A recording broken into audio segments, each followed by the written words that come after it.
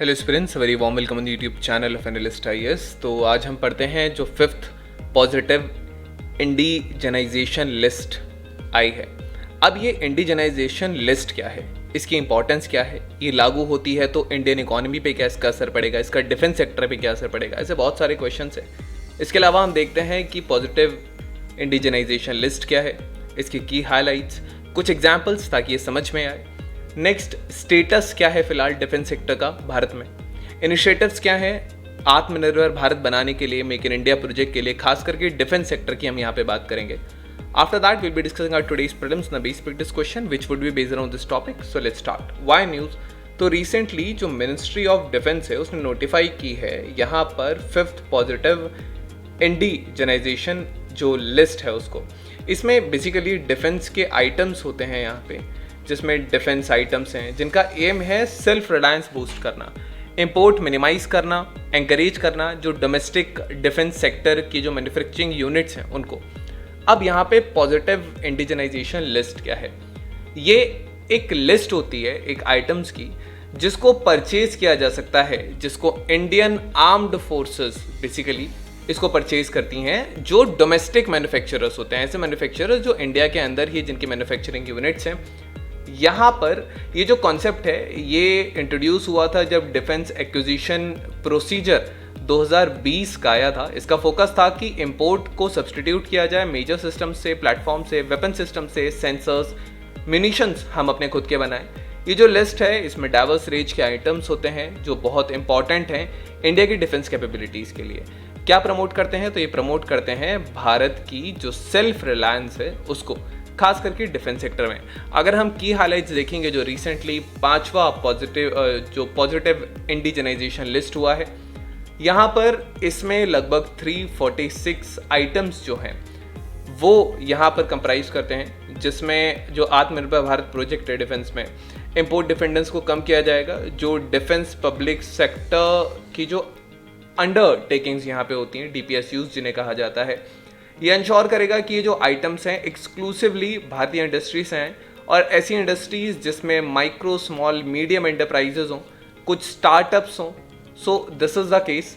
तो आइटम्स जिसमें strategically important जो लाइन रिप्लेसमेंट यूनिट्स होते हैं, सिस्टम, सब सिस्टम्स होते हैं, यहाँ पर जो मिनिस्ट्री ऑफ डिफेंस का एक पोर्टल है जिस पोर्टल का नाम है सृजन पोर्टल। तो सृजन पोर्टल पर बेसिकली यहाँ पर ये प्लेटफॉर्म है DPSUs के लिए या फिर जो सर्विस हेडक्वार्टर्स होते हैं डिफेंस आइटम्स को ये ऑफर करते हैं इंडिजनाइजेशन के लिए प्राइवेट इंडस्ट्री को। अब यहाँ पे जो DPSUs हैं जैसे कि जो हिंदुस्तान एरोनॉटिक्स लिमिटेड है, इसके अलावा भारत इलेक्ट्रॉनिक्स लिमिटेड है, यहाँ पे then we have Bharat Dynamics Limited, ये सारे जो हैं इन्होंने प्रोसेस इनिशिएट किया है इशू करने के लिए जो एक्सप्रेशंस होते हैं, और ये रिक्वेस्ट भी कर रहे हैं टेंडर प्रपोजल्स के लिए। इंडिजनाइजेशन करने का इफेक्ट क्या आएगा, इसका इम्पैक्ट की अगर हम बात करेंगे तो इंपोर्ट सब्स्टिट्यूशन होगा, और इंपोर्ट सब्स्टिट्यूशन अगर होगा तो वो लगभग 1048 करोड़ तक का हम इंपोर्ट जो करते हैं उतना बचा सकते हैं, सब्स्टिट्यूट कर सकते हैं। यहाँ पे इनिशिएटिव डोमेस्टिक डिफेंस इंडस्ट्री को एश्योर करता है, इंकरेज करता है कि वो डिफेंस के प्रोडक्ट्स को बनाए ताकि जो इंपोर्ट्स का कॉम्पिटिशन है उसका रिस्क कम हो सके। यहाँ पे जो ग्लोबली यहाँ जो चैलेंजेस आते हैं उसके चैलेंजेस को कम किया जा सके। जो मिनिस्ट्री ऑफ डिफेंस है ये कंटिन्यू कर रही है लिस्ट को एनुअली बढ़ाने में के लिए, ये हमेशा इसको एक्सपैंड कर रहे हैं, 2025 तक इसको करना है। फर्दर नंबरों को इंक्रीज किया जाएगा जिनको इंडिजनाइजेशन या भारत में ही बनाया जाएगा। ये जो इंक्रीमेंटल अप्रोच है ये लॉन्ग टर्म गोल दिखाती है, जो हम सेल्फ रिलायंस की बात करते हैं, आत्मनिर्भर भारत की बात करते हैं। अगर हम इसकी कुछ एग्जाम्पल्स की बात करें तो इसके कुछ एग्जाम्पल्स में यहाँ पर जैसे अगर हम लाइन रिप्लेसमेंट यूनिट्स की बात करते हैं तो इसके अंदर आ सकता है जो रेडार्स हैं, देन यहाँ पे फायर कंट्रोल सिस्टम्स जो होते हैं, यहाँ जो सोनार सिस्टम्स होते हैं वो आ सकते हैं।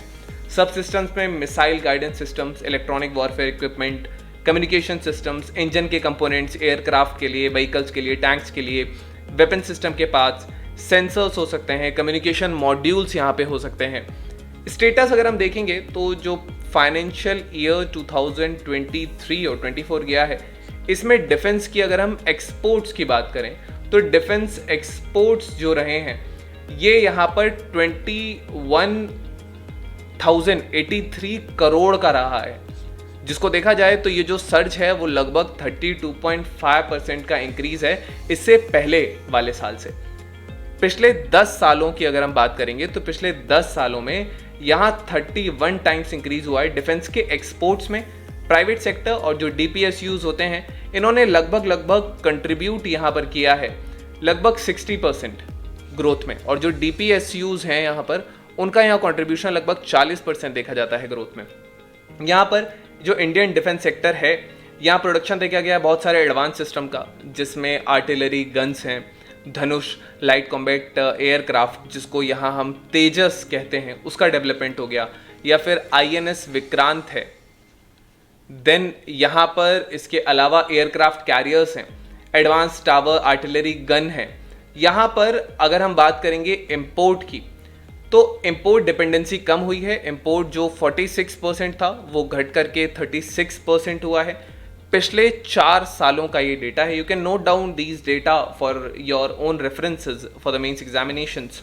यहाँ डेमोन्स्ट्रेट होता है कि इंडियनाइजेशन एफर्ट्स जो हैं वो बहुत तेज़ी से प्रगति पर हैं। यहाँ डोमेस्टिक प्रोक्यूरमेंट शेयर भी बढ़ा है। डोमेस्टिक प्रोक्यूरमेंट शेयर की बात करेंगे तो यहाँ पर डिफेंस जो प्रोक्यूरमेंट जो इंडिया से लिया जाता है वो 54% से लेकर के 68% बढ़ा है। यहाँ पर जो प्रोडक्शन की वैल्यू है वो भी इंक्रीज हुई है। प्रोडक्शन की वैल्यू जो है वो लगभग 79,071 करोड़ से लेकर के 84,643 करोड़ तक पहुंची है, और ये जो चीज़ पहुंची है ये केवल पिछले 2 सालों में पहुंची है। तो ये रिफ्लेक्ट दिखाता है, एक सिग्निफिकेंट ग्रोथ की बात करता है। यहाँ इनिशिएटिव्स क्या हैं जो इसको इंडिजिनाइजेशन में और ज़्यादा हेल्प करते हैं। तो यहाँ पर सबसे पहला और जो सबसे फेमस इनिशिएटिव है वो है आत्मनिर्भर भारत का जो इनिशिएटिव है। यहाँ पे आत्मनिर्भर भारत अभियान जो है ये खास करके डिफेंस मैन्युफैक्चरिंग सेक्टर में, इसमें बेसिकली PILs आते हैं, प्रायोरिटी दी जाती है इंडिजिनस प्रोक्यूरमेंट को, रिजर्वेशंस होता है यहाँ MSMEs के लिए, या जो छोटे शिपयार्ड्स होते हैं, इंडिजिनस कंटेंट इसमें बढ़ाया जाता है, नए नए कैटेगरीज को प्रोड्यूस किया जाता है, और ख़ास करके ये जो इनिशिएटिव है वो होता है मेक इन इंडिया इनिशिएटिव के तहत। नेक्स्ट यहाँ पर और जो चीज़ें हैं इससे जुड़ी हुई, एडिशनली ये फोकस करता है इंडिजिनाइजेशन पर, जो इंपोर्टेड स्पेयर पार्ट्स होते हैं ताकि हम उनको सेल्फ रिलायंटली बना सकें।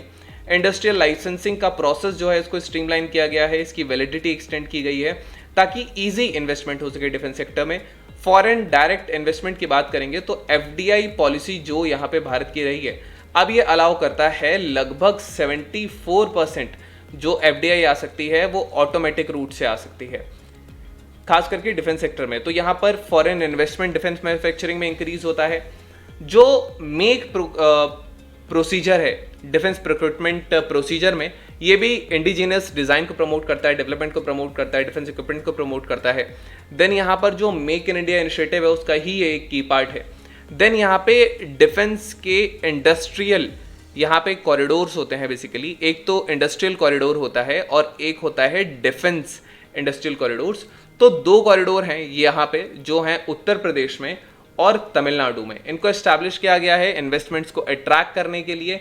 अट्रैक्ट करने के साथ साथ यहाँ पे डिफेंस मैन्युफैक्चरिंग इकोसिस्टम को और ज़्यादा बिल्ड करने के लिए इन्वेस्टमेंट अप्रॉक्सीमेटली 6,089 करोड़ के इन कॉरिडोर्स में ऑलरेडी इन्वेस्ट करे जा चुके हैं। Now we have today's prelims practice question. The question says which of the following is the primary objective of the positive indigenisation list introduced by the Ministry of Defence to promote exports of defence equipment, to encourage foreign investment in the defence sector, to reduce India's dependence on defence imports, to increase the role of state-owned enterprises in defence production. Now we have today's main practice question. The question says that critically examine the impact of the positive indigenization list on the India defence sector, discuss the challenges and opportunities associated with achieving self-reliance in defense production, also analyze the role of the private sector in this endeavor. So this was all about today's video and session. Hope you understood it very well. So thank you, have a nice day and stay tuned with Analyst IAS for your better preparation.